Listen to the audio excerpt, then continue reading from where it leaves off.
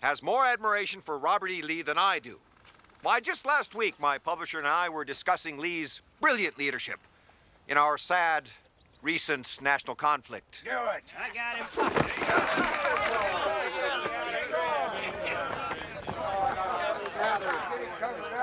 All right, boys. Let's not be doing anything we'll regret later on. We hear you've been bragging in this here book about being a Yankee cavalry hero in a Michigan fifth. When Legend Came Marching Home is a novel, gentlemen, it's fiction. None of the story is true. Oh, I suppose that the war never happened. Well, that part's true, of course. What I meant was... Because all of the boys here wore gray, and they was proud to do so. Forget it. Yes, well, the historical novel does take certain liberties with the blending of fact and fiction. It's Yankee double talking, ain't it? Come on, let's get it over and done with. Let's show how it dressed Yankee down here. You know, it just makes me sick to see you so full of yourself and your Billy Yank blues. Yes, well, it's beginning to make me a little sick, too. But I swear, I've never worn the uniform. That's my head on another man's body. Oh, that's it. No man's gonna insult my intelligence this way. Give me that car. Let's show how it All right, boys. You've had your fun. Abigail, honey, what is it you think you're doing with that gun? Well, Raleigh, I'm fixing to put some buckshot in your backside. Unless, of course, you'd like to go on home, and I mean now.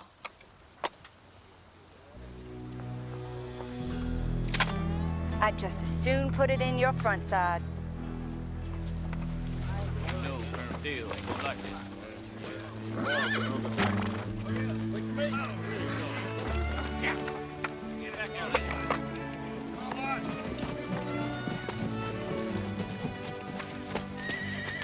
Ma'am, your beauty is exceeded only by your sense of good timing. I thank you. Why, Mr. Legend, are you all right? It's Pratt, actually, Ernest Pratt, writer of books. Would you let me down? The blood's running into my eyes. Oh, why, yes, how absolutely horrible of me. Well, you must thank a Texan hospitality, sir. Well, the wounds of the nation heal slowly. I wish my publicist had considered that before he scheduled this Southern book tour. I think that I have just lost all of my manners. Well, I am Abigail Steele. I have read all of your stories, and I have so been looking forward to meeting you. Well, I'd love to sign a book for you, but as you can see, I am upside down. You know, I've always thought that my life would make a most compelling book, but Really? I fear that a tragic turn of events is forthcoming. Yes? How's that? Well, it's my father, Mr. Legend. He's a great man, and I love him dearly, but he's never recovered from his wartime experiences, and, well, I fear what his bitterness may drive him to do.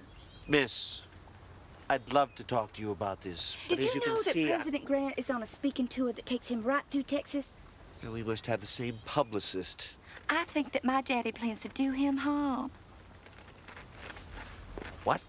Well, maybe you could talk to my father, Mr. Legend, and make him see that he could wind up hurt or maybe even dead. Ma'am, I'd love to talk to you. I don't know how I could help you. Could you please let me You know, I really do believe that it is all my mama's fault, really. We were living outside Atlanta when Sherman's army came through, and, oh, the hellish vision of that awful time, sir. But I still have an unreasonable fear of fire. Anyway, Mama caught the eye of a dashing Yankee major by the name of John McCullough. And of course, we had no idea that Daddy was still alive at this time in a Yankee prison camp. He'd been caught in that horrible massacre at Hampton Falls. Much to my dismay,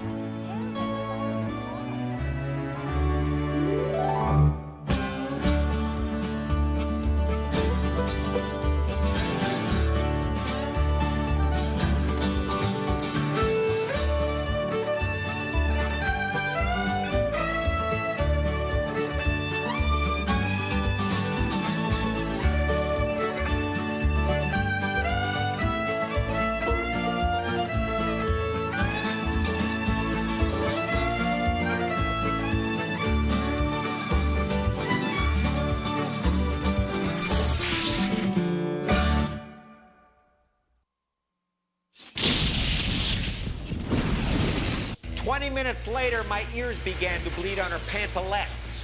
That seemed to get her attention. She finally untied me. And? And I canceled my swing through Alabama and Mississippi. Doesn't take me long to gauge the mood of my audience, no sir. I want you to increase the rate of the secondary oscillations. But did you talk to him? Who? Her father. Her father was the last person I wanted to talk to. If you believe her, Colonel Steele ate worm-infested horse meat for 8 months in a prison camp while his wife enjoyed conjugal bliss with a Union major, huh? Janos, the maximum electrical pressure is falling below the elevated terminal capacity. That's intriguing. What are you working on? No. What she said to you, I think it might make for a good book. Oh, please. Nobody wants to read a melodrama about an aristocratic Southern woman who barely survives the burning of Atlanta. Come on. All right. So, what are you going to tell the president? Excuse me? Well, you can't very well let him be assassinated, can you? Professor, the woman has a very severe dementia. I would not want the death of a president on my conscience. Move.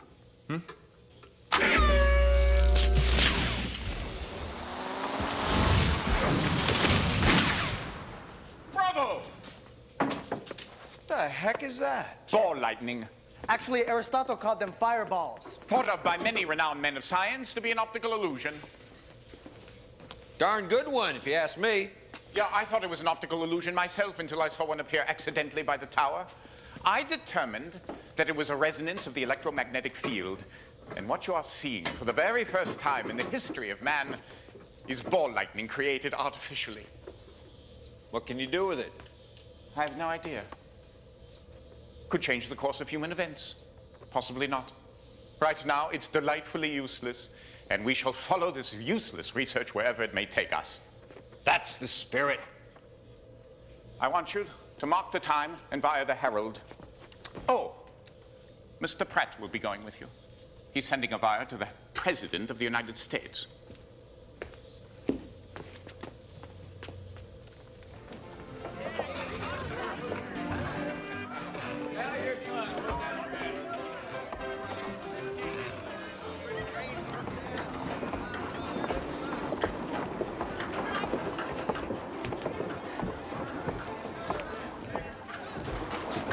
Why, Mr. Legend, I thought your famous code of honor didn't permit the wagering of money on games of chance. Well, the boys and I have a little understanding that allows me to dabble in a game of chance now and again. For medicinal purposes, of course. Oh, medicinal. Oh, yes. Even Legend has to find a way to release the tensions in this hard life. You poor dear. To be frank, I've often turned to the kindness of a discreet woman now and again.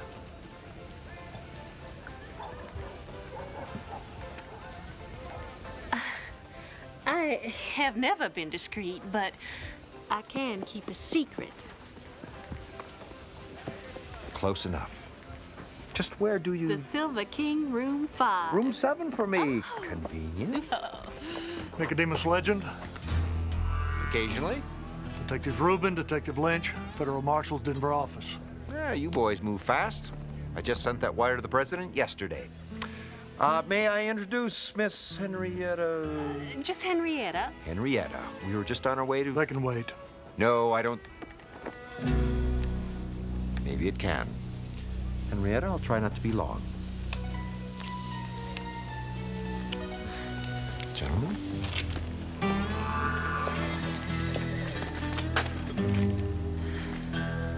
I'm sorry, boys, but I'm afraid this is going to be a wasted trip for you. Well, they can make us happier, sir. Tell us why you sent a wire to the president. Well, after what happened to Mr. Lincoln, So you believe the president's life to be in danger? to be honest with you, I really didn't take the girl too seriously. Miss Steele was listing a bit off-center, if you know what I mean. Steele. You sure that was the name? Abigail Steele, yes. Why? Is that important? It may be. Did she give you any details of this alleged plot against the president? No. Just the sad and endless story of her father's experience in the Civil War. I don't suppose you fellas could do without those details, could you? We're aware of Colonel Steele's war record. Actually, in some Confederate circles, he's considered a hero. How nice. Well, you boys seem to know everything I know and more. Gentlemen, I don't know if Colonel Steele is a threat to the president or not, but his daughter did help me out of a precarious position down in Texas. I'd like to keep her kind of out of this, maybe hide it. If it weren't for her, we wouldn't be here now. That's great. Thank you for your help, Mr. Legend. It's Pratt, actually. Ernest Pratt. Legend is a nom de plume. Pseudonym, if you will. I guess I didn't make that clear in my wire. Of course. Well, we may have other questions. Can we contact you here, Mr. Legend? Here or one of the other rooms on this floor? Listen, before you go, let me sign one of my books for the president. I think he'd like it. That will be necessary. Fine. Good evening.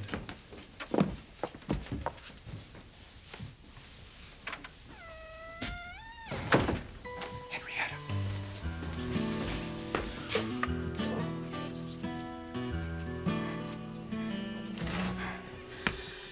Oh, why, Mr. Legend, I've been riding all day and night. Obviously doing a little climbing as well. Oh, well, I just shimmied up that there drain pipe. Daddy always did call me Monkey when I was growing up because of my ability to climb up almost anything. Well, well, well. Is this your very own room where you, do all of the writing? Abigail, what are you doing here? Oh, right, those two men. From the government. Oh, no, no, they're not from the government. They're from my father. Excuse me? Well, they came to find out how much you know. I'm afraid they are trying to decide whether or not they should kill you. You see, Daddy wasn't exactly happy when I told him that I'd asked Nicodemus Legend for help. Abigail, maybe we shouldn't tell Daddy so much. What do you think? All right. Fine. The sheriff. Let's get to the sheriff.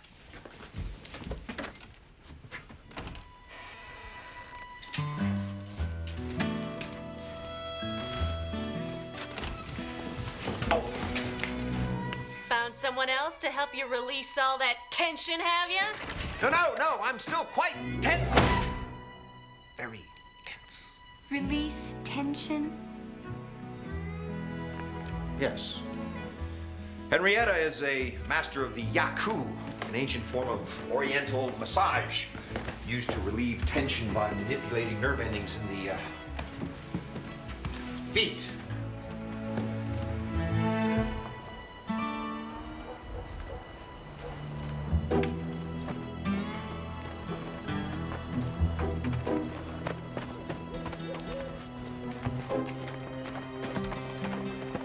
Mr. Legend. Daddy.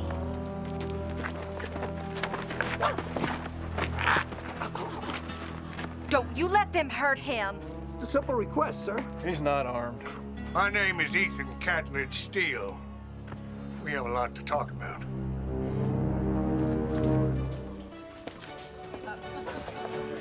One whiskey? And your usual, Mr. Legend. Bless you, Grady. I envy your restraint. At times like these, I've come to depend on the comfort of Kentucky bourbon. An understandable crutch, sir, considering what you've been through.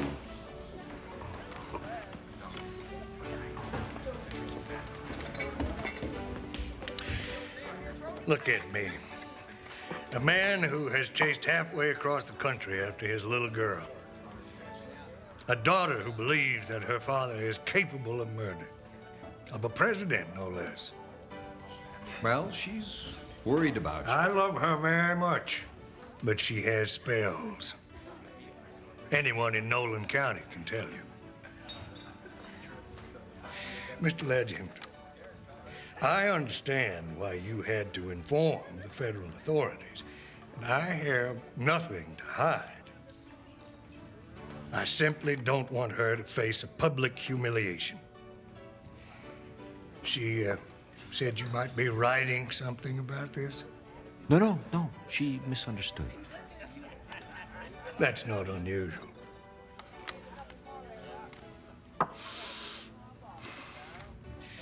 It is time to put an end to this sad episode of American history. I only wish there were more like us, instead of those who would prolong it with the brutality and vengeance they like to call Reconstruction. I'm sorry for the distress my family and I might have caused you. If you ever come out our way again, I hope you'll let us make it up to you. To be honest, sir, I hadn't really considered going back anytime soon. Well, if you change your mind, I will personally see to it that you get a much different kind of reception.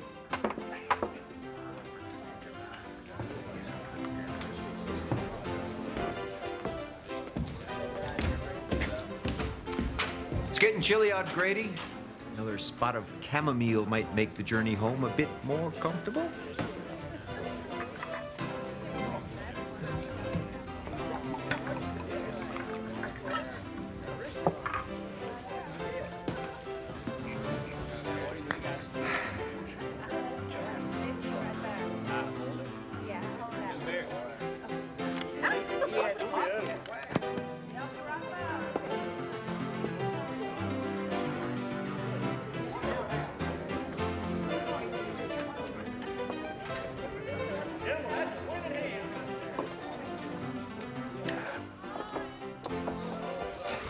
It takes an understanding woman to understand the call of duty. Oh, it must be very difficult to be a hero. Oh, yes. You have no idea. One never knows when one's next adventure might begin. However, with luck, our next adventure will begin in room 5 at the Silver King. Ernest Pratt, alias Nicodemus Legend. Sorry, I have an adventure to attend to. I have Potter, United States Secret Service. President Grant wants to see you.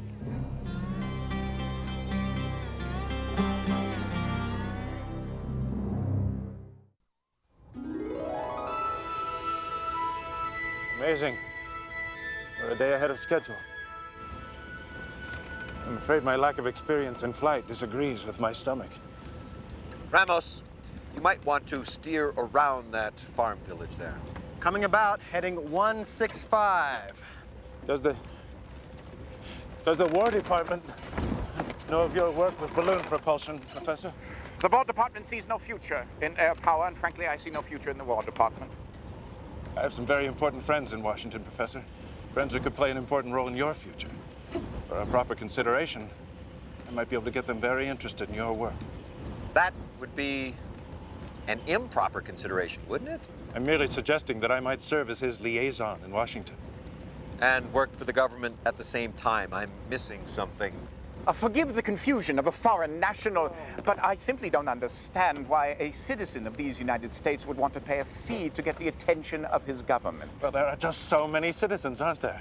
One must set priorities. You can't listen to every idiot in the country. No, just wealthy idiots, Janos. Yes, but it would seem to me that defensive capability would be a top priority. Why, consider, if you will, that the entire military concept of taking the high ground becomes moot with air power. Why, let the enemy take the high ground, right? You simply go higher. Then you drop your projectile direct. You know, Mr. Potter, you make my point quite well for me. Had that cow been the enemy... I'm sorry. No! It's a great shot.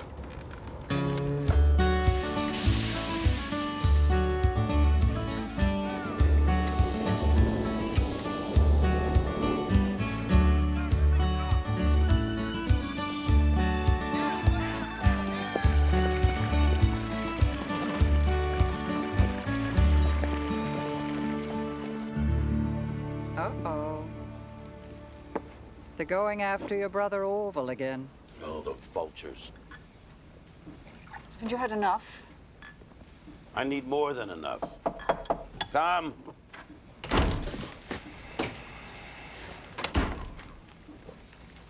I brought Ernest Pratt to see you, Mr. President. The writer who sent you the wire? Oh, Oh, yes, yes, of course. What was his moniker again? Wild Buffalo or something? Legend. He writes under the name Nicodemus Legend.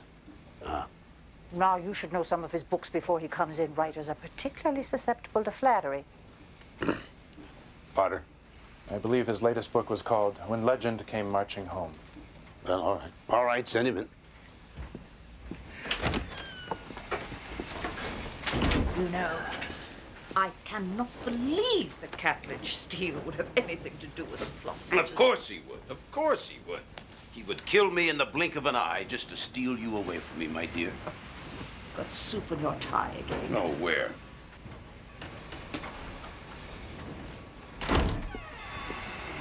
Ulysses, if you would sit up straight when you eat, this would not happen. Mr. Pratt, so good to meet you at last. Or should I call you Nicodemus Legend? Mrs. Grant, it would be an honor to hear you call me Ernest. We are such admirers of your books, Ernest. I particularly liked When Legend Comes Marching Home. What was your favorite again, Ulysses? Oh, well, the same one. I'd be happy to sign your book, sir. I don't think that would be necessary. Fine. The president gave away his copy to a crippled youngster in Sioux City. Changed the boy's life. Well, I leave you gentlemen to your serious discussions. Don't drink. Nice lady. Really. Are you a drinking man, Mr. Pratt? Well, sir, Nicodemus Legend isn't a drinker. However, Ernest Pratt has been known to dabble in the spirits now and again. Good, because I don't trust a man who doesn't drink, and I need to trust you. On that score, I'm the most trustworthy man alive. Please, please. Tell me, did you actually see Steele himself? Colonel Steele? Yes, sir, I did. He seemed a decent fellow. I'd venture to say you have nothing to worry about. Catledge Steele may be the most dangerous man in America. I've known him since we were at West Point together before the war. As younger men, we were even friendly rivals. We both courted my dear Julia. It's while we were in St. Louis at training camp. As the fates would have it, Mr. Pratt, I won her hand. He told me none of this, sir. I'm not surprised. You know, sometimes I think that, maybe he's held a personal grudge against me all these years. As an adversary in the war, I can't tell you the problems that he caused me at Vicksburg. It is our information that Colonel Steele is currently inciting the citizens of Texas to rebellion and vandalizing federal installations. Yes, and now his own daughter has told us that he is planning the ultimate revenge against me. He must be stopped, Mr. Pratt. And you are the man to do it.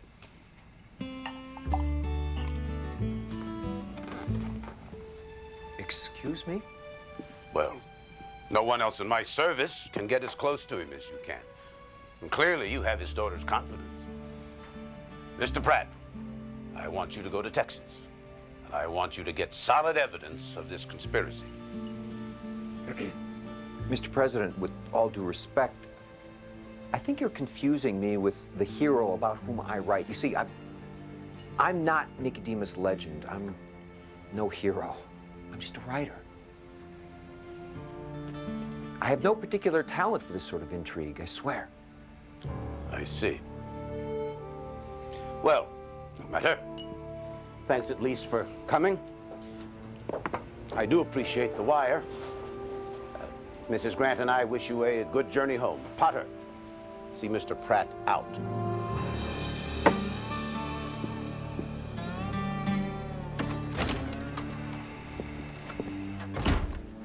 Mr. Pratt, I really think you should reconsider. Nope. I've got a balloon to catch, thank you. I assume you're aware of what happened to those who participated in the Lincoln assassination conspiracy. They were hanged, weren't they? And now you've been seen consorting with a man who's a known threat to the president. Consorting? I had tea, he had whiskey. That's consorting? And if we find evidence of a conspiracy, I assure you, all suspects will be rounded up and questioned, and I will decide whom to prosecute. Am I making myself clear, Mr. Pratt? You're either with us or against us.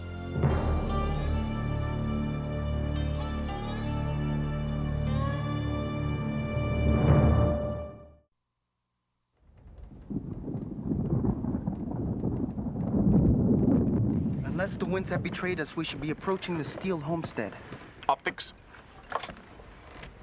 Ah, yes. There's definitely a compound down there. Would you care to see? Wow. The Bartok thermal emissions detector. You predicted it yourself in your last book. I did? Blood on the moonlit prairie. But that was based on science that doesn't exist. Oh, but it exists now. It was simply a matter of finding detectors that were sensitive to thermal emanations. Thermal emanations? The glow you see in there are human beings, or perhaps animals. Yeah. Well, there's an awful lot emanating down there. Yes, it does seem to be well guarded for an ex-colonel's retirement home. Maybe he's not so retired, eh?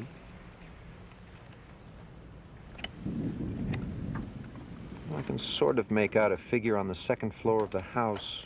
You know, if there's some way of magnifying the image, it would really help. Oh, please, allow me.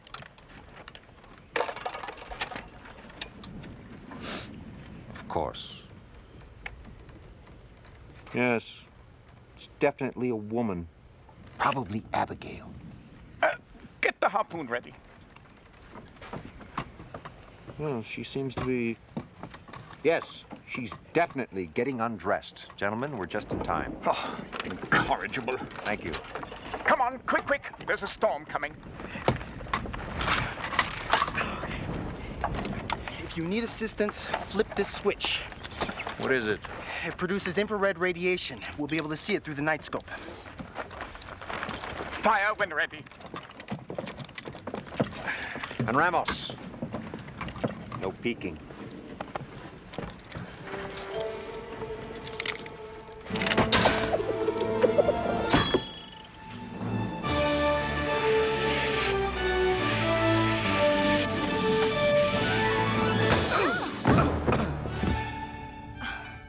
Or Mr. Legend. I'm sorry. I guess my sense of timing isn't quite as good as yours. Oh. Well, you embarrass me, sir.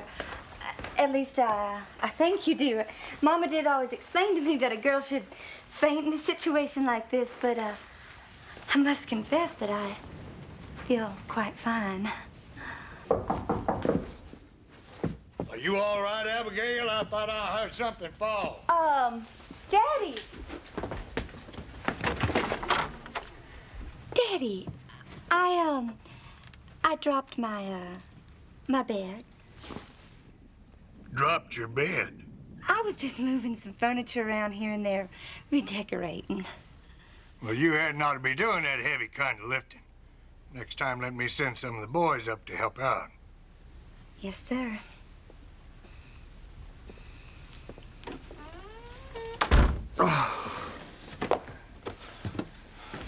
Abigail, is he still going after the president? Yes, he most certainly is. I overheard him talking about a meeting that they're planning in the bunkhouse tonight, and he told me that he's leaving on a business trip for El Paso later. The president's gonna be in El Paso tomorrow. I have to get in that bunkhouse. Oh, Mr. Legend, they have an awful lot of guns. Okay, I don't have to get in the bunkhouse. But I do need Bartok.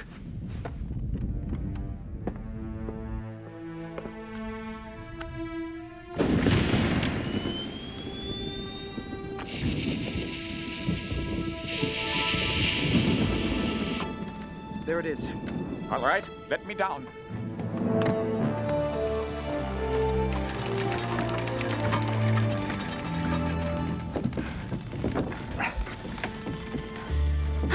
Abigail, I'd like you to meet my technical associate, Janos Bartok. Janos Christoph Bartok.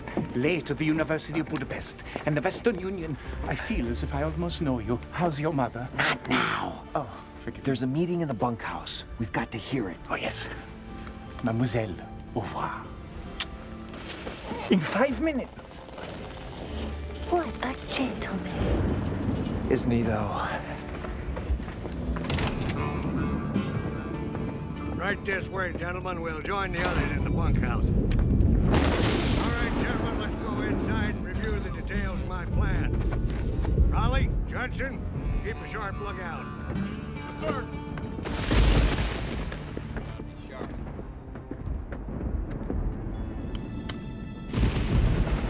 There he is.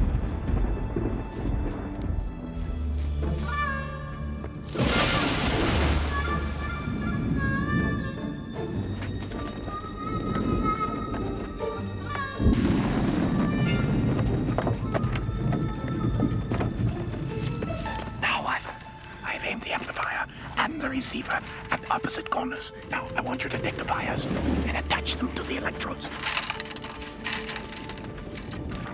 What is it exactly you're trying to do? Well, you see, the wall of the bunkhouse is an amplifier of sound waves. Not a very good one, mind you. But if we could collect the sound with the Bartok constant frequency receiver, we will with any art be able to hear what's going on. Hey! Now what? Put on your cups. The ear cups.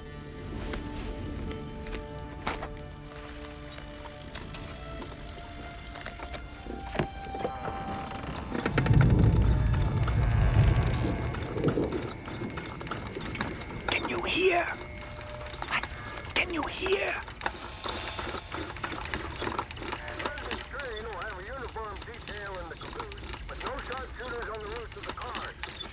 You know, the only thing to worry about on a night like this is that the electricity from the storm could...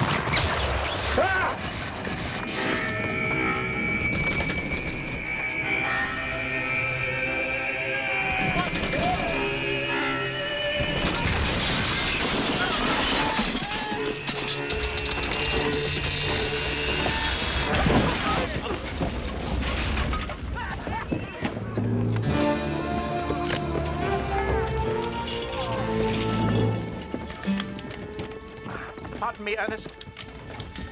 Ernest. What?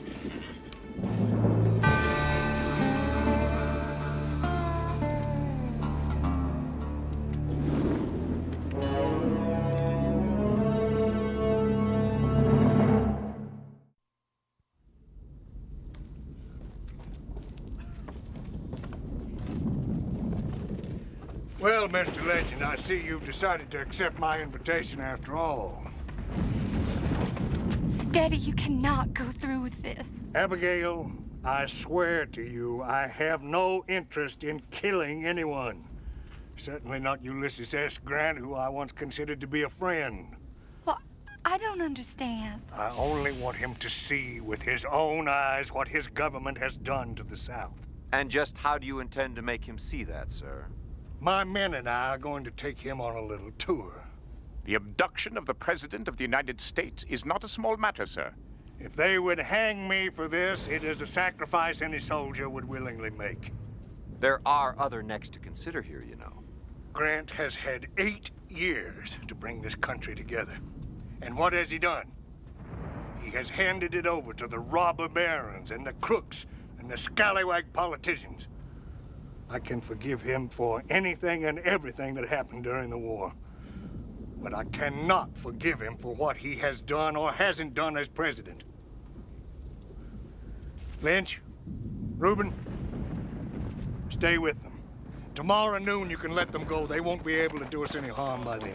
Oh, Daddy, no, please do not go. I just know you will not come back. I feel it. Whatever happens, you just remember, your daddy loves you, monkey. Might as well make yourselves comfortable. You're gonna be here a while.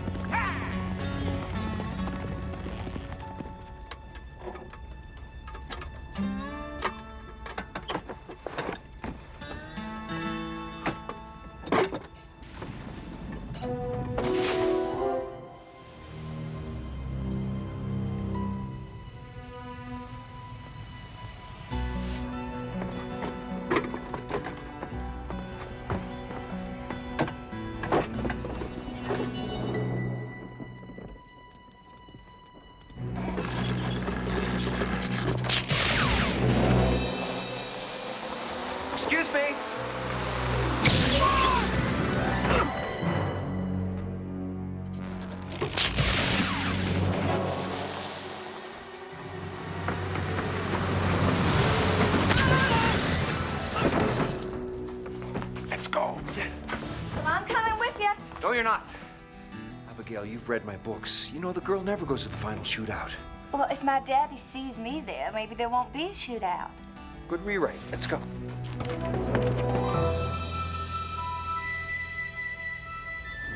The train is less than 25 miles from El Paso. That means that her father must be 13 kilometers down the track.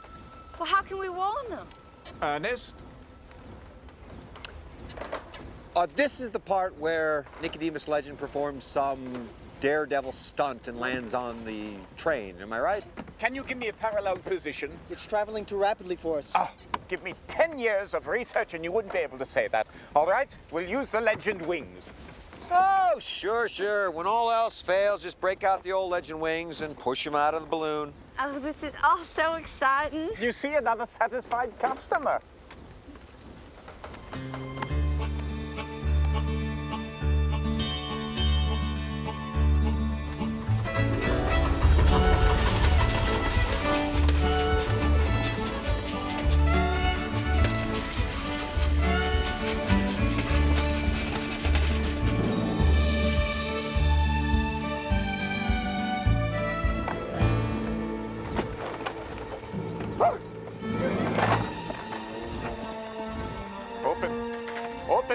Open!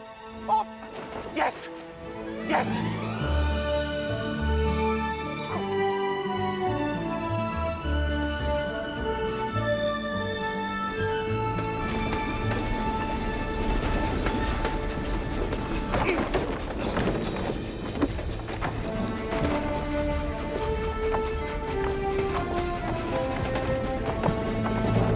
For additional security with the governor, and he's placing troops. Mr. President, you've got to stop this train. How did you? Don't ask. Mr. Pratt, Colonel Steele plans to abduct you before you reach El Paso. Abduct me? For ransom? I don't think anyone in Washington will pay. I don't think he plans to hurt you, sir. Mr. President, this is a matter of the utmost national security. I intend to tell my men to shoot to kill. Shoot to kill? Catledge Steele once polished my boots for me before an inspection because I was suffering from a hangover. Ulysses, what on earth is going on? Mr. Pratt. It's Ernest. It appears, my dear, that Catledge intends to abduct me, and Potter here wants to kill him. Kill Cat? Well, how could you, for a moment, even consider such... Mrs. Grant, with all due respect, there's no room for compromise where the president's safety is concerned. May I offer an alternative? No. I insist. Come on, Potter. Let's have it. Give me. Thank you. I'm sorry about this. This is very unlike me, but I must insist. So, if you will all step outside and prepare for transport to the balloon. Come on.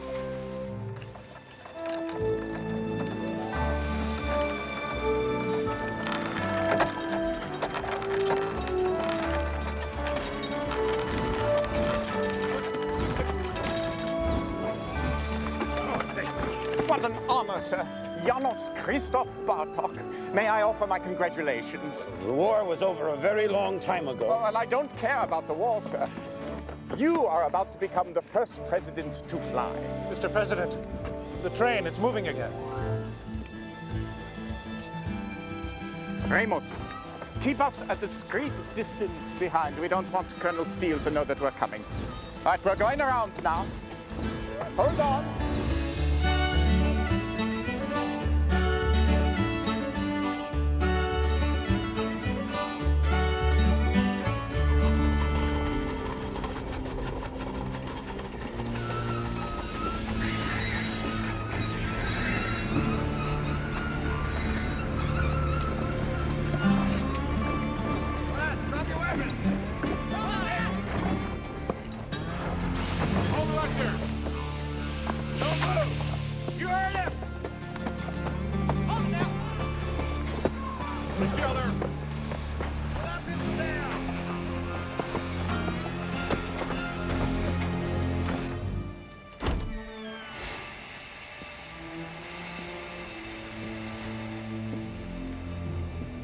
Good morning, Mr. President. I'm afraid you're going to miss your speaking engagement in El Paso. Hello, Daddy. Abigail. You're a mite late for the party, Colonel.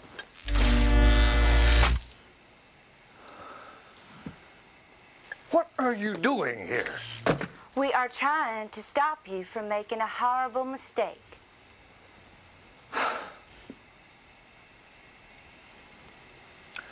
What's next? You wanted to see the president?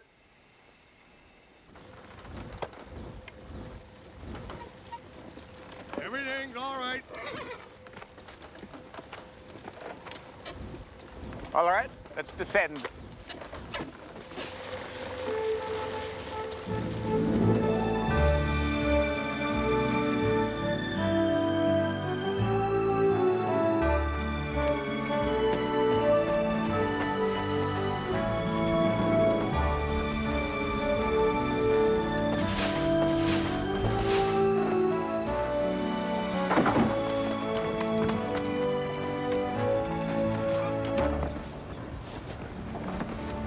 Hello, Catledge. Julia, your loveliness hasn't faded with the years. Sir, you will remove your lips from my wife's hand. I believe the lady offered her hand. The lady would never offer her hand to a man without honor. And yet she offered a hand in marriage to you, did she not? Damn you, Steele. I will gladly settle this once and for all, here and now, at 40 paces with you. I would prefer sabers. Excuse me. We did not bring you two fine gentlemen together to refight the Civil War, thank you. Well, Mr. Pratt is right. Who's Pratt? That's me. Most of the time. Just look at the two of you. Acting like a couple of overgrown, foolish schoolboys. Well, thanks to the intervention of these gentlemen, a terrible mistake has been averted. One that would haunt you both for the rest of your lives. Now, isn't it time to find a better way to settle your problems? Mr. President, Colonel Steele has invited you to tour this region. Perhaps your good Mr. Potter could rearrange your schedule to accommodate that invitation. What do you think? Well, Potter, see to it. Mr. President, just do as she says, Potter. On your way, son. On your way. I learned a long time ago, Catledge, to take my wife's point of view very seriously. That is one thing we could always agree on. Well, maybe if we can let the country see two old adversaries come together and confront these issues, then maybe we can inspire some forgiveness in others as well. You cannot know how much that would please me, Mr. President.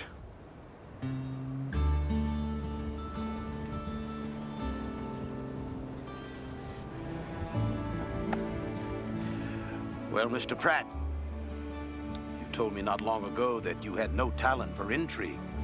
I believe that you were incorrect. We could use a man like you in Washington. There might be something there, Ernest. Mr. Legend goes to Washington. No, I don't think so. I'll leave Washington to the professionals, like your good man Potter on yon horizon.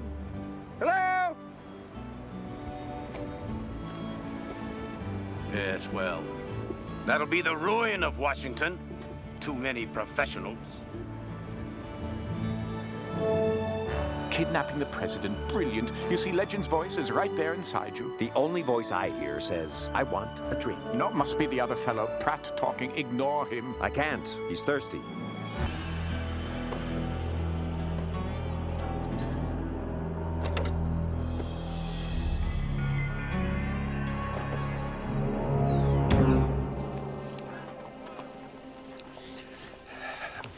Mr. Legend, good evening.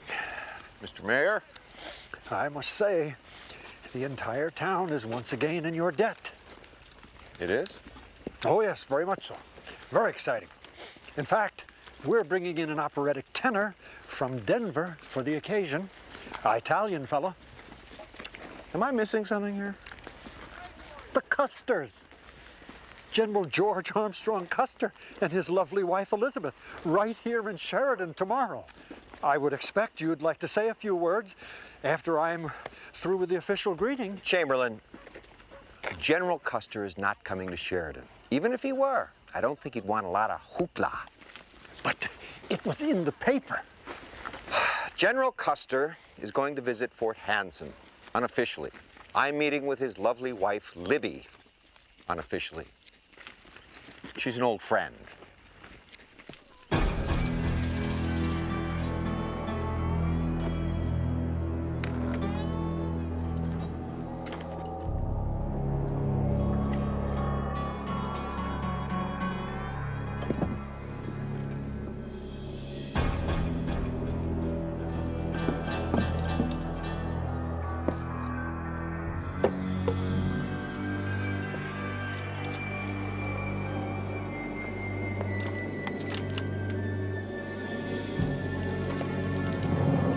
Sorry to disappoint, Mayor. The town council has ordered a plaque. It was a unanimous vote, even Hiram Bigelow by proxy, and he passed away last year during Lent. You have a dead man on the city council? It's more of an honorary thing.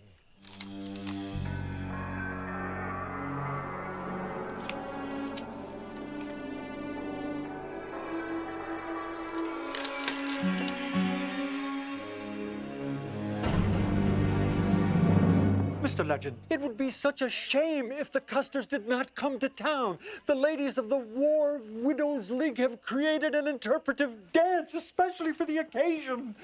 Oh. Sorry, Mayor, no. It's based on the Battle of Gettysburg. No. The cavalry fight. Custer was there, you know.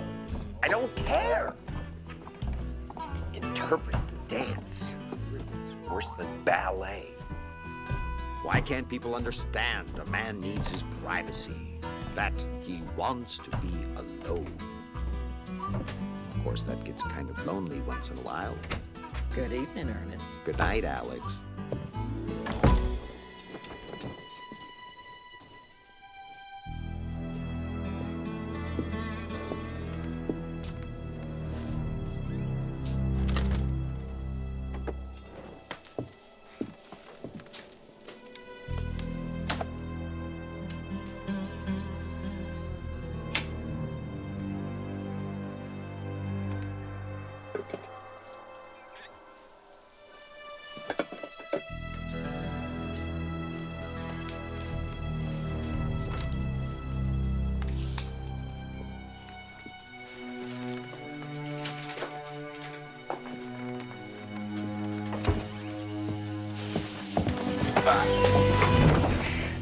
What should I do here?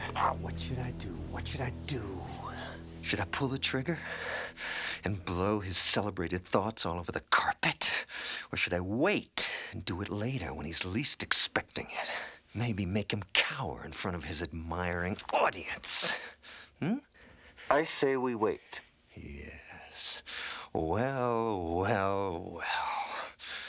When I knew you, you were just plain old Ernest Pratt. But now, you're the great, Nicodemus Legend. Oh, we've met before.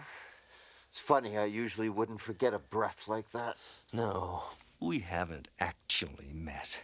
But I know you, and you know me. Oh, a riddle. Is this some new parlor game, or...? The game I've come to play with you, Mr. Pratt, is a game of humiliation. I will humiliate you just as you humiliated me.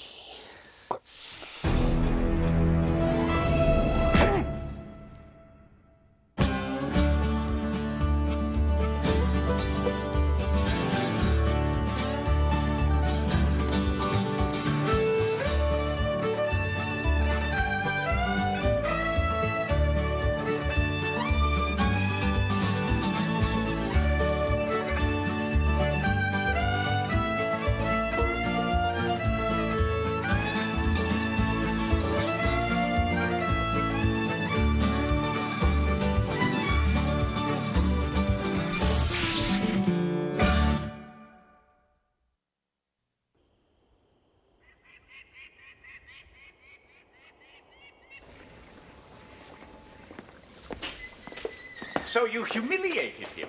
That's the word he used. Well, try and think of all the people in the past that you've humiliated, unless it's too large a pool of candidates.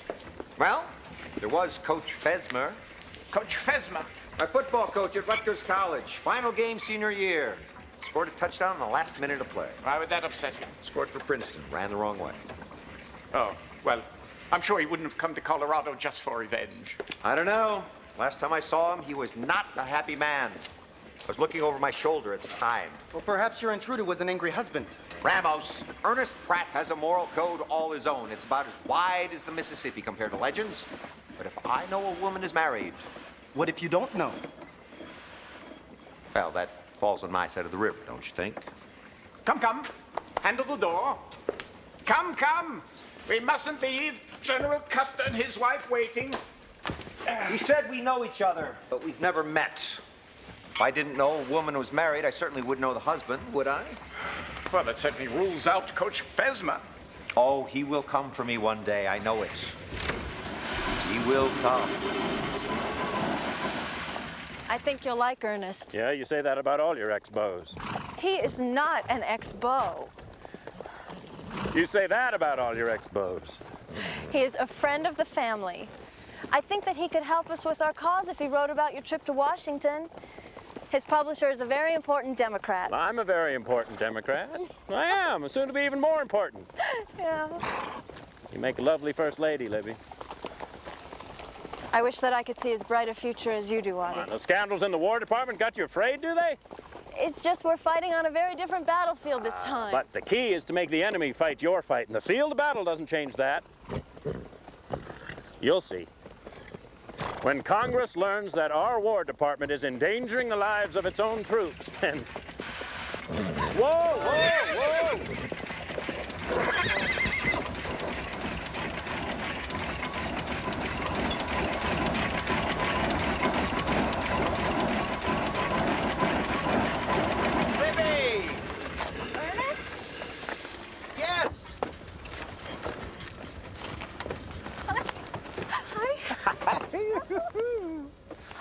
I didn't expect to see you until we got to the fort. Well, modern transportation, you know. Oh, Libby, the last time I saw you, well... Ernest. You look beautiful. I'm not sure about this. It works with the genre. George Custer. Janos Christoph Bartok. I've been looking forward to meeting you so that I might illuminate the military applications of the Bartok steam-powered land locomotive. Professor? Audie, this is Ernest Pratt, the one I've been telling you about. I understand you're a writer of some repute. Libby says you were a reporter. That was some time ago, yes. And now you're writing dime novels. And you're killing Indians. Steam-powered, Professor? Like the railroad? Yes. Allow me to show you. Limelight for traveling at night. Chain drive steering, fore and aft communications. Pneumatic tires, kerosene burner, and some security devices that my associate Vitzli Lopochli Ramos and I have been working on. An Indian associate? Yes, General. A Mexican national. Ah, then we are not at war with you, sir. For the present.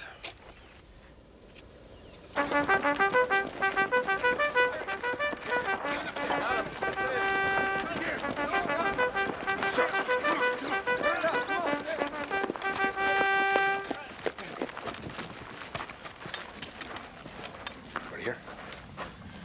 All right, at ease.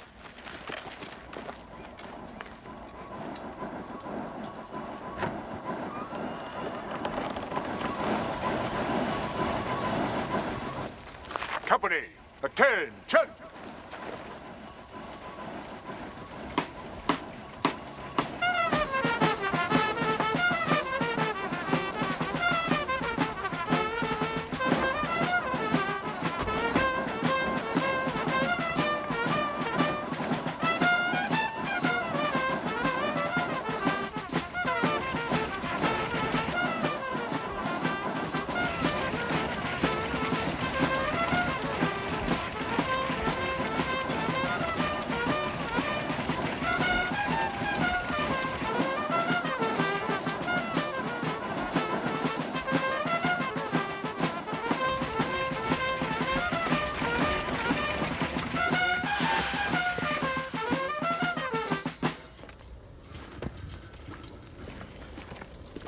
General Custer, welcome to Port Hanson. At ease, Sergeant Major. Good to see you, Miles. General, Endicott Whipple of the U.S. War Department. I believe you know Captain Bragg. I didn't expect anyone from Washington to greet me, sir. News of your personal tour of the western forts reached the administration several days ago. Ah, the famous author, Ernest Pratt. I enjoy the legend books, sir. I read in the Post newspaper about your reunion with Mrs. Custer. May I inquire, is that the sole purpose of your visits? Well, I haven't come to enlist, if that's what you mean. What he means is he's worried you're going to write about my investigation into the treachery of the Post traders, which he is. I am? I'm afraid you'll find that a dull subject. Well, I don't agree. Seems quite interesting at the moment. Will the General and his wife join me in the captain's quarters for dinner? I have other plans, Whipple. I'm afraid Sergeant Major McKinney has already invited us to dine with him in the non-commissioned officers' mess.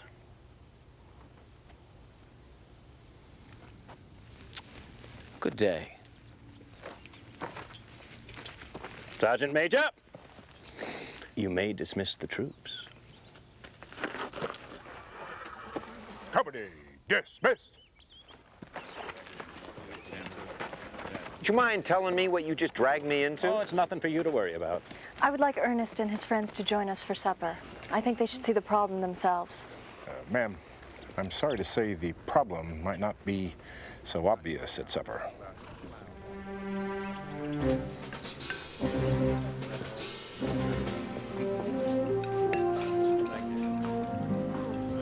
This is some of the best corn-fed beef I've had since we left Michigan.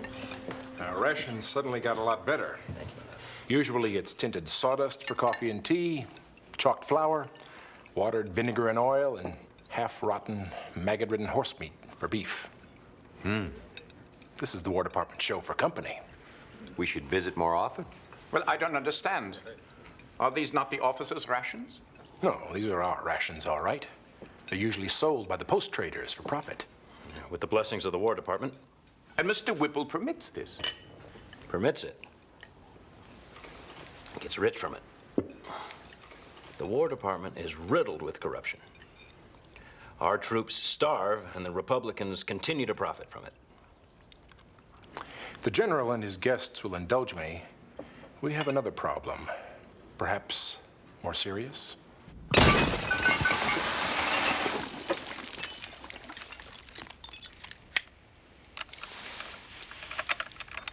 Useless. Shell casings are cheap copper. May I? After only a few rounds, the chamber heats up, melts the casing, jams the weapon. Except as a club, this rifle's useless. There should be a brass casing. The War Department should know better. They know, they don't care. They're sending our soldiers in to fight an enemy that's better armed and in some cases better mounted. Not exactly an ideal way to boost morale and recruitment. Yes, I understand. And I imagine this is only your loudest piece of evidence. Well, they have the voice of George Armstrong Custer. What could be louder than that? General, that committee is going to want hard evidence, and except for cheap ammo, you don't seem to have any. Now. Is this the journalist or the dime novelist consulting me in this matter? Take your pick. Well, I've been advised and consulted my entire career, but I do believe it's the first time an imaginary character's ever told me what to do. You wouldn't be starting to believe your own fiction now, would you, Mr. Pratt? No more than you'd be believing yours if you went to Washington armed with hearsay and your wonderful charisma. What you mean to say is ego, perhaps, is it? An editorial choice, General. Ernest, take me for a walk.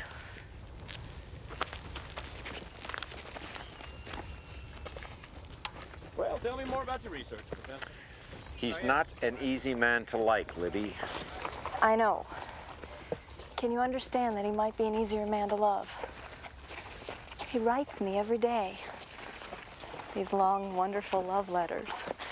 No matter where he is, even if it's the night before a battle. It's more than that. You know, he's larger than life.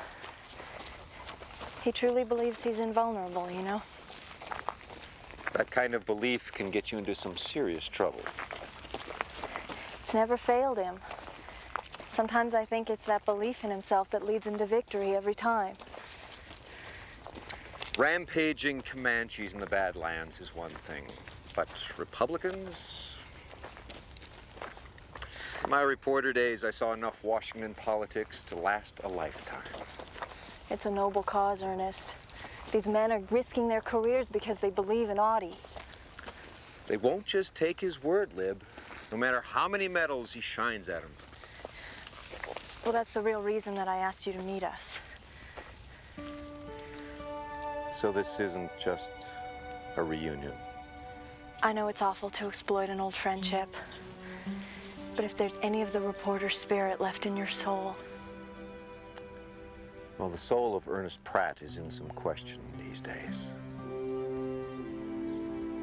But maybe Nicodemus Legend can find a way to help.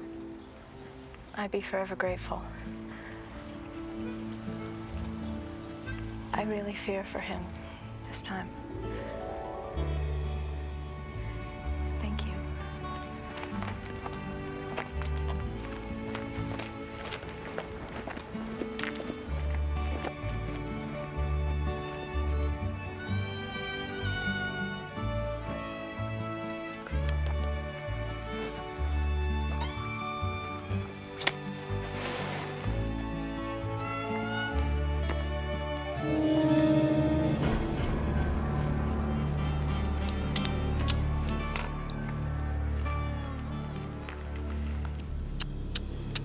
Nicodemus Legend doesn't smoke.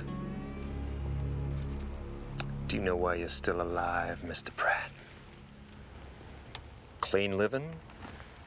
You're still alive because I didn't want to get blood on Mrs. Custer's dress. Very thoughtful. Oh, and you once called me brainless. But never to your face, since we've never met. No. You still don't know who I am, do you? Obviously, I didn't mean as much to you as you did to me. Well, if it's any consolation, you mean a lot to me right now. Now, come on, Mr. Pratt, come on. Put the pieces together. Someone from your past, someone with cold revenge on his mind, and somehow it's all connected with General George Armstrong Custer. Custer? What part does he play in this? The lead. But don't you worry. Your audience will be sure to remember what happens to you as well.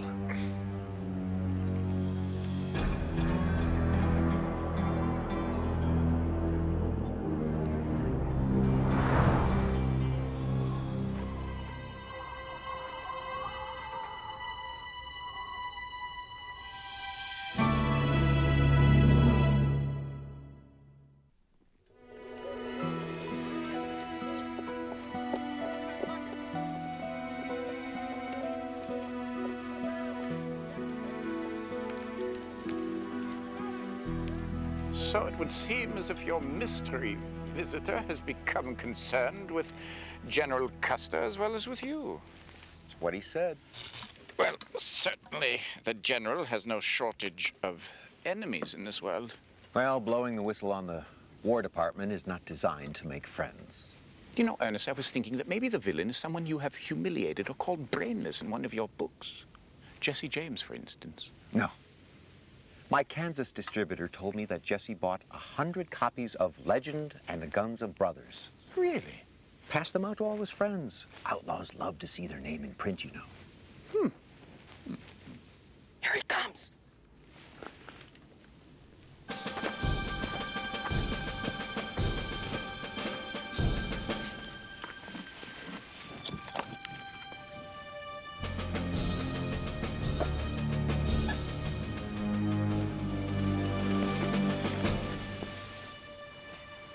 Nine o'clock, on the dot, just as McKinney said. Let us not let this moment pass without fully appreciating what it represents in the annals of science. We're stealing evidence for Custer. No. We are intercepting a private wire communication. This has never been done before. Yes. Well, the minute the government knows you're doing it, they'll make it illegal. You know that.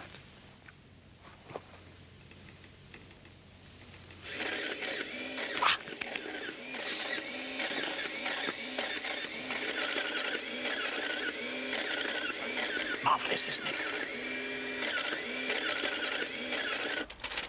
Well, what is it? Evidence, General. The kind of hard evidence you're going to need to make your case in Washington. A complete record of the sale of army goods to a civilian firm in Kansas. How did you get it? Sergeant McKinney told us of a War Department agent by the name of Endicott Whipple and how he went to the trading post every night at 9. It was easy to assume that he was making arrangements for the disposition on a daily basis of fresh fruits and vegetables and meats that could spoil. We can transcribe the entire conversation for you back at our compound. Then you can take a coach to Denver and plenty of time to catch your train. And combined with your testimony, this should cinch it.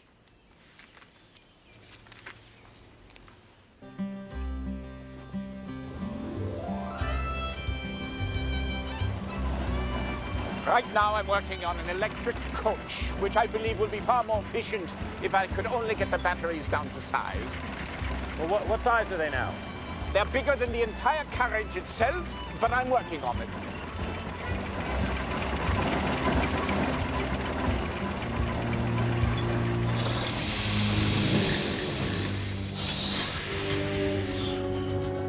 This is not natural.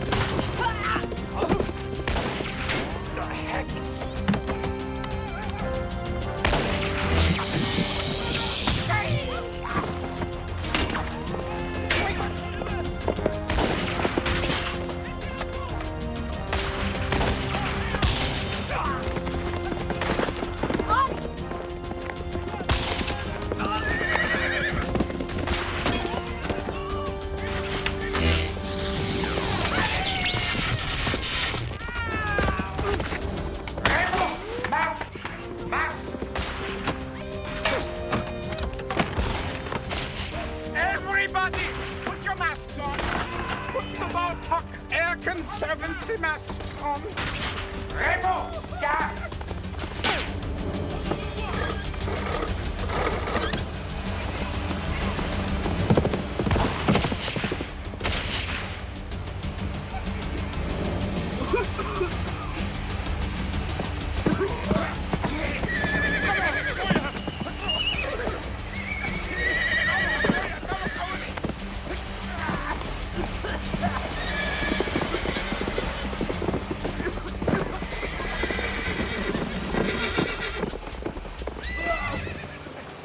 Congratulations!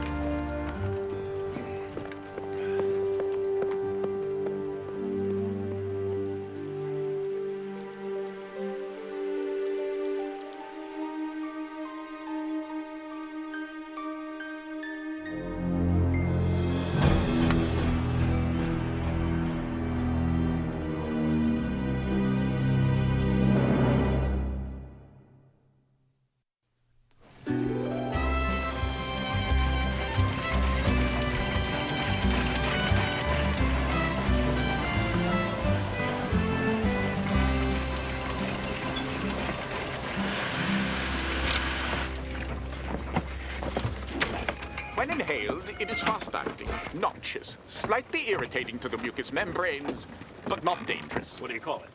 Bartok's weeping gas. I wasn't aware there were any hostiles in the area. Well, there weren't. Maybe they converted. All Indians are hostile, gentlemen. Present company excluded, of course. Ramos? Obviously, the local tribe heard that the West's greatest Indian fighter is in town and felt obliged to take advantage of the occasion. This appears to be a Cheyenne arrow. Wouldn't you agree, General? Quite right, Ramos. At last report, the nearest Cheyenne raiding parties were in Dakota territory, hundreds of miles north. They've come a long way to get you. They always do. General, I will concede that you are a highly qualified potential victim, but I think something else is happening here. Janos, show our friends some of that famous Hungarian hospitality while I conduct a little raid of my own.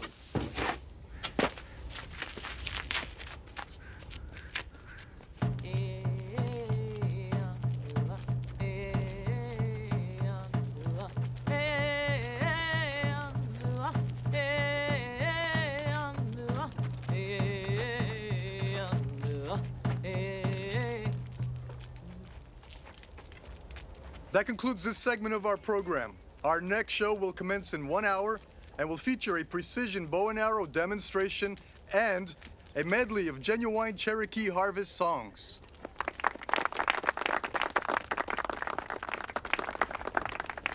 Ah, Standing Beaver. The great Nicodemus legend, profitable author and adventurer. Good to see you again, Dancing Wolf. I need some information. Certainly. Let us smoke on it.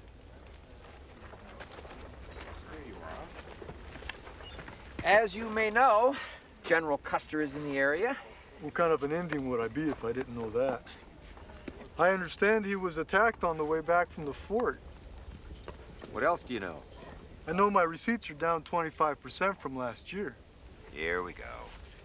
When I came to you in the spring and asked to be included only in a modest way among the attractions you were offering the tourists, would you see me? No. In the fall, when I suggested that an Arikara hunting dance might add some color and authenticity to your lecture in Denver, would you have anything to do with me? No. You ignored the Indian and his needs, thinking only of your own pockets. Beaver, I don't control the legend business. My publisher does. My face, his profits. That's the way it is.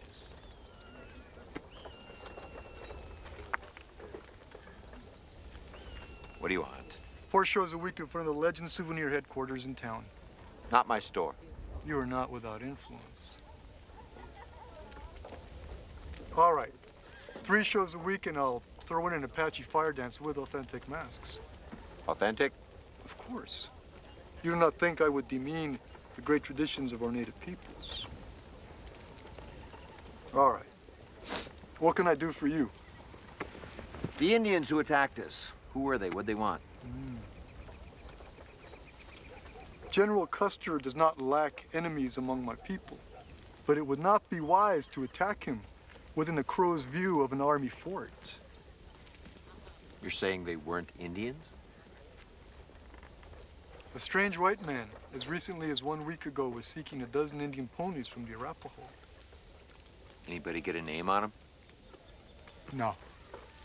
The one who told me called him Eagle with Golden Eye. Golden Eye? Mm-hmm.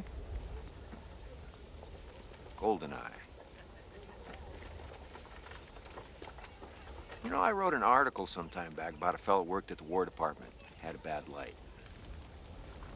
Wonder. Well, thanks for everything, Standing Beaver. Gotta go. Don't forget, 3 shows. Free. Authentic.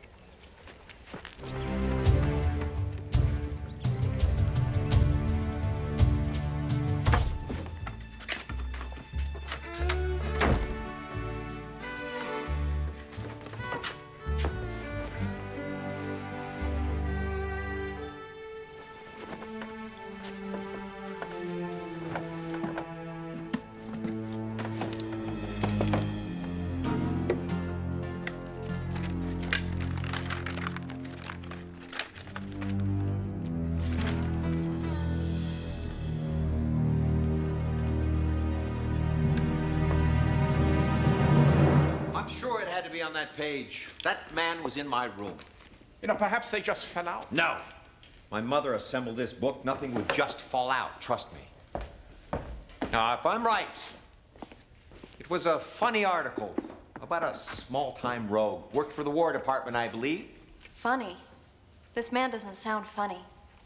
Yes. Well, he was caught in a bungled burglary of a senator's office. But the break-in was so ineptly executed that I wrote the whole thing for humor. Sometime later, he lost an eye in a barroom brawl. Wore a patch in those days. Evidently, he's garnered a taste for gold. So you did humiliate him, just as he said. Well, I can't remember everything I wrote about him. And you can't remember his name? That's why people keep scrapbooks, to remind them of details that fade with the time. These articles are all around 1869. Ooh, bad year for me. February, March, I don't recall at all. I was working for the Examiner at the time, living at the Alhambra with a cultivated woman from Baltimore, name of Elvira. She was Romanian, or so she said. She had a little tattoo on the inside of her right. Of course, that's another story altogether. Apparently not all details fade with time. Yes, well, some details are a bit more distinct than others. Aha! Just as I suspected. The article has been pressing against the opposite page for many years now. And with a little examination and a little hocus pocus, I was able to produce this. Flint Ridge Cane, Mr. Whipple. Flint Ridge Cane.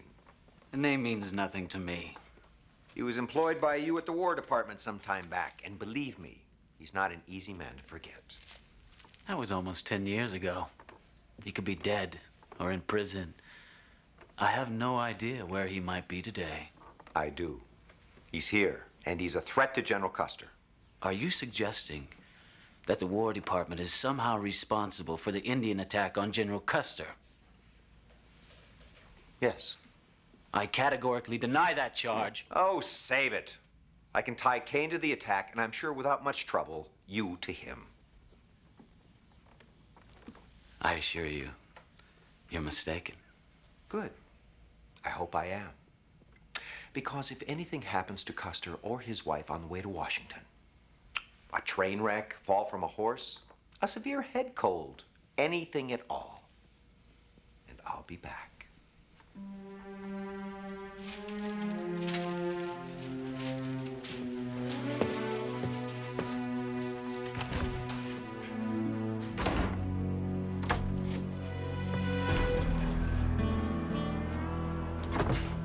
I told you to leave him out of this.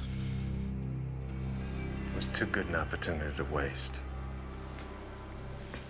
Killing Custer for you, while I get the satisfaction of watching the famed Nicodemus legend look on helplessly in disgrace. Well, you can forget about them both now. You're finished. Terminated. Do you understand?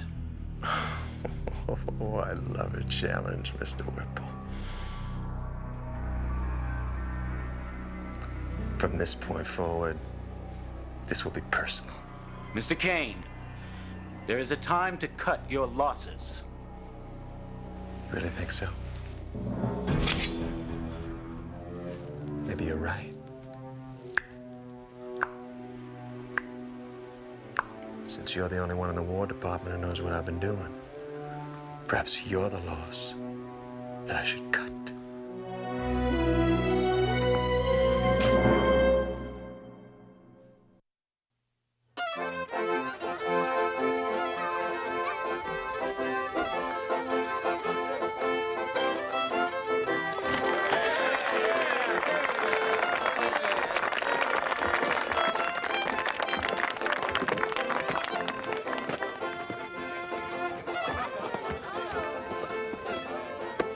Thank you. Good job. Thank you. Mr. Mayor, you have yourself a lovely town here. Thank you, gentlemen. If you and Mrs. Custer are contemplating retirement, I'd like to show you our new Riverview Deluxe home sites. Thank you. You should get Legend a theme song, my boy. Works well for me. Ladies and gentlemen, I begin my long journey east, armed with the knowledge that our cause is just and the evidence does not lie. I promise you that I will win this battle for the men of the United States Army and make the Republicans run for cover. Sounds like a man running for office to me. But let me take a moment to thank all of my associates who made it possible to gather this evidence. Professor Bartok, whose brilliant research I plan to champion with the military. And gifted Indian associate Ramos. And of course your own Nicodemus Legend, who has proven himself a true hero to me.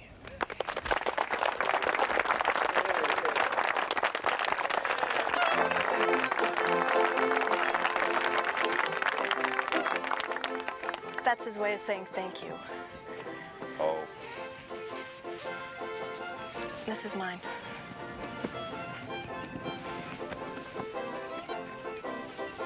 We'll be overhead to keep an eye on you until you get to Denver.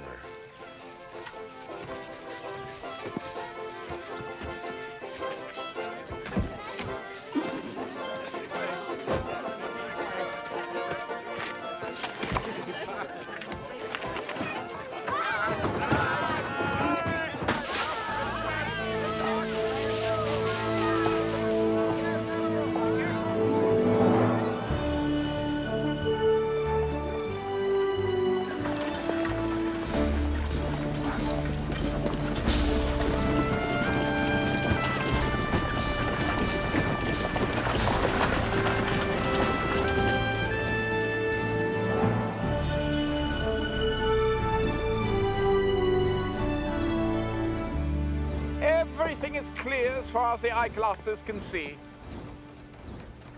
He could, too, you know. Could what? Become president. Oh, no, I don't think so. Is that your professional clairvoyant opinion, Professor? Well, he's a Democrat, you know. You don't have to be a clairvoyant to know that the Democrats don't have a chance in Hades to win the election this year. Oh, look! They're waving. Here, take a look.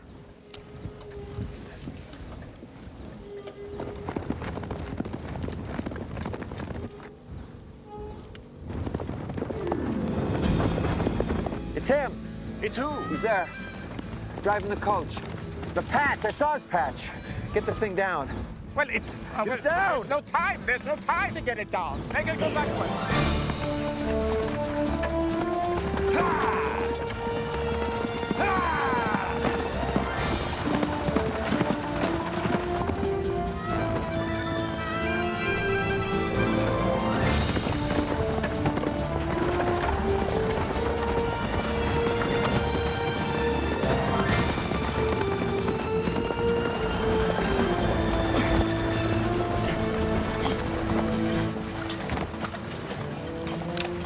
Is there a problem? Apparently there is. All right. Don't try to be perfect. Right. And don't try to get into the driver's seat. But if you get close to the roof... Professor, I've done this before. Remember me? Yes. Oh, good.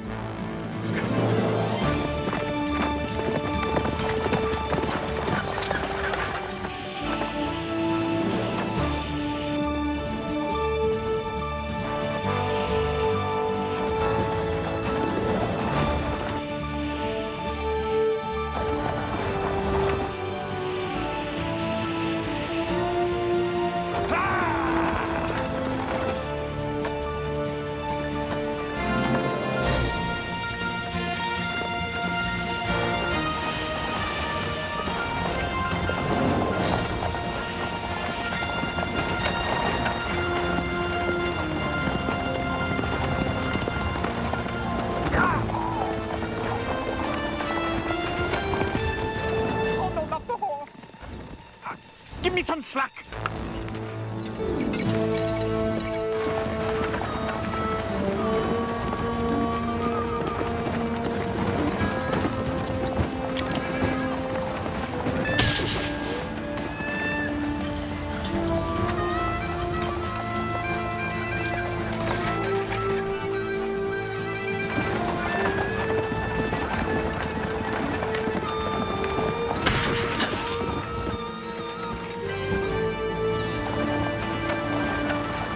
Right full rudder. Goodbye, Mr. Pratt. Got him!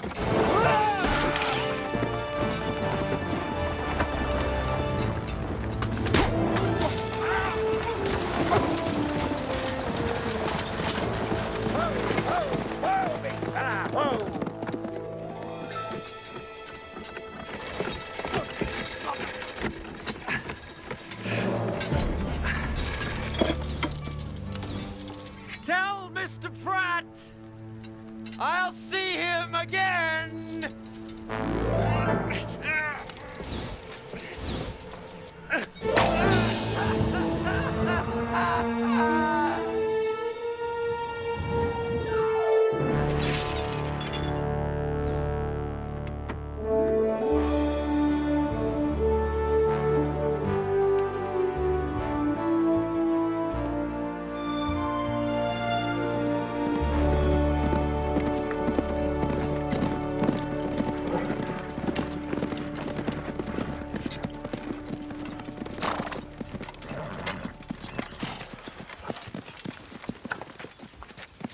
No sign of him, General. We searched the entire area.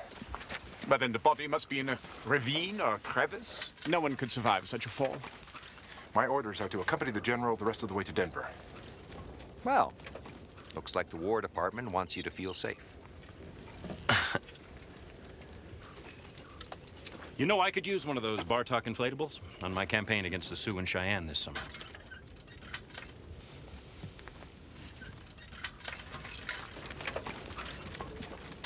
You boys wouldn't want to come along with me now, would you?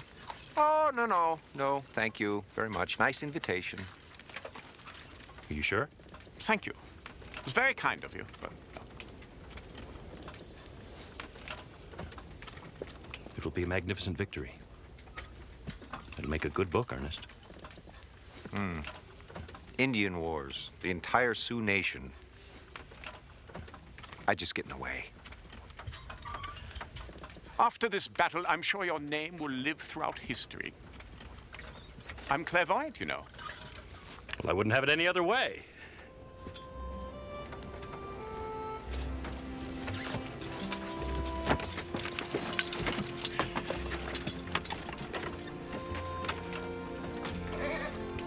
Yeah.